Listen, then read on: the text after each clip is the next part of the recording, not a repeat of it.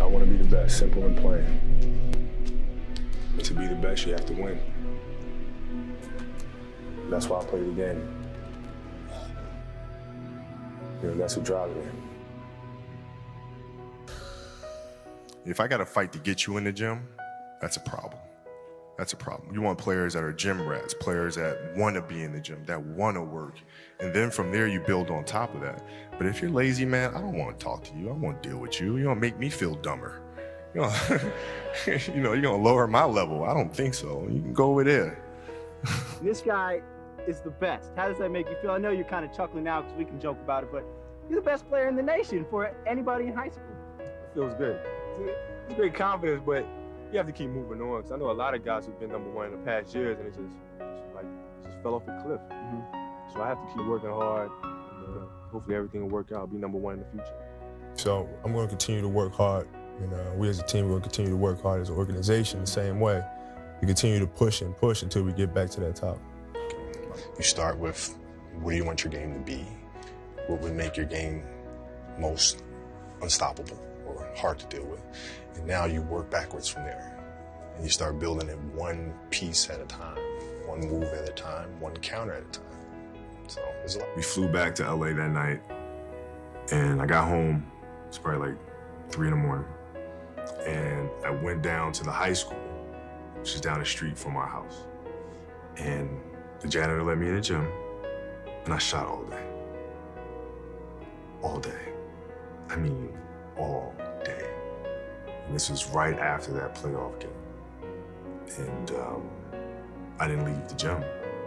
I just kept shooting and shooting and shooting and shooting and shooting and shooting and practicing and practicing. And I got a chance to let out the steam of disappointing my teammates and millions of fans. I got a chance to let all that out instead of bottling it up and envision that moment over and over and over and over and over. That was a huge something for me because I felt like everybody had written me off after those air balls. And I was really excited when the schedule came out and I saw we had Utah. Kobe, I read a couple days ago where you wanted to slow down the pace of your workout routine. Is that because you're in hopes of possibly getting some preseason games in, or you want to be healthy for the season opener? Well, I just try to listen to my body. Just kind of listen to it. We have a great staff here, and we just work hand in hand and just listen to how my body feels, and just try to respond accordingly. We used to have an All-American camp that I used to go to. At the time, when I first showed, I was a sophomore. And one of the things I would do is while everybody would be at the cafeteria work, eating and doing that sort of stuff, I just go back to the gym.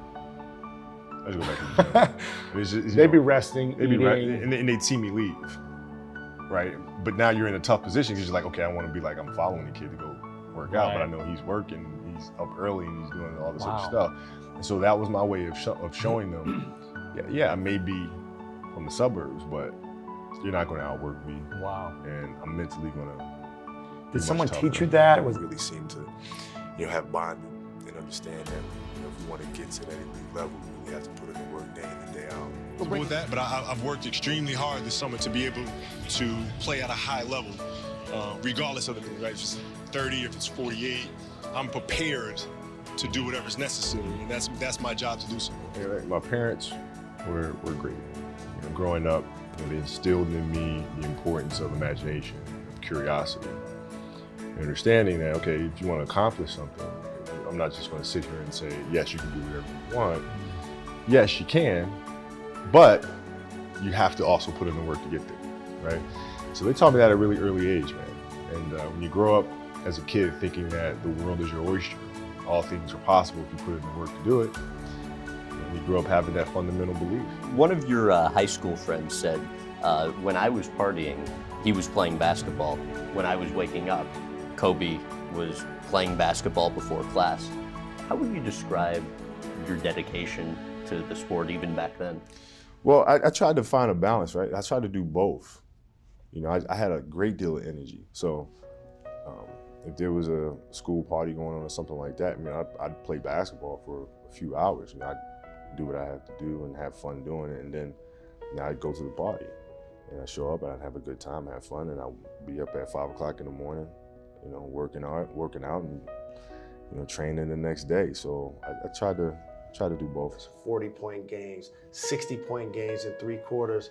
So talk about what led up to the big monster 81-point game. Well, it was 1,000 makes a day in the summertime, and going through things just as I would during the game. So I knew exactly where my positions were within the triangle and where the shots would be coming from. So everything that I did throughout the course of my training was literally simulating that. So it was all game shots. So when it came in the game, things were just automatic because I'd put my body through it before. Sometimes you get in the gym and you work out and you work on ball handling, you work on shooting, but none of it's really within a structure of what you will be doing in the game. For me, it wasn't like that. It was literally carbon copy of what I'd be doing. So by the time the season came around, it was all just muscle memory. I understand there's different levels of focus and commitment to a craft. I get that completely. Guys want to go out and have a good time. I get that completely. However, if you're going to do that and you show up to work the next day, you better be ready, right? If you're going to do that, you better come to practice and you better be ready to go. And if you're not, then I'm going to let you know. And I think the message was sent pretty clearly.